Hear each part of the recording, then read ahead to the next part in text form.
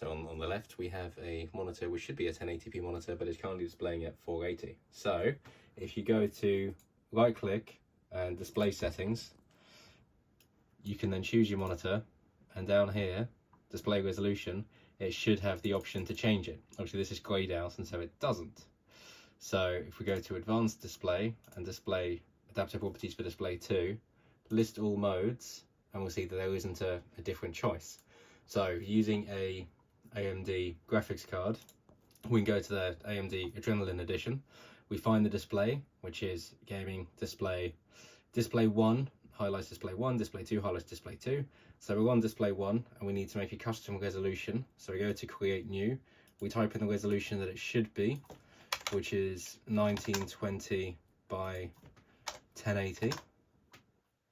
We then click create.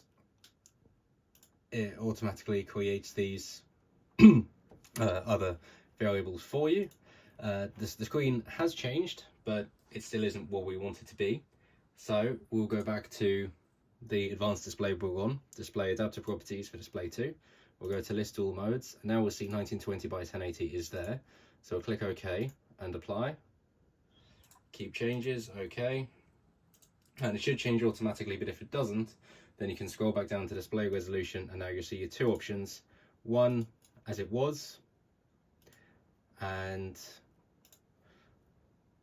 it will want to stay like that. So don't do that. Because you need to go to list all modes again. You need to select the one that you want, apply, and keep those changes. And then you'll see that it has kept. But bear in mind, you can only make those changes if you create a custom resolution through the AMD software. And this is an Adrenalin Edition. Hope that helped. Good luck, have fun, and see clearly.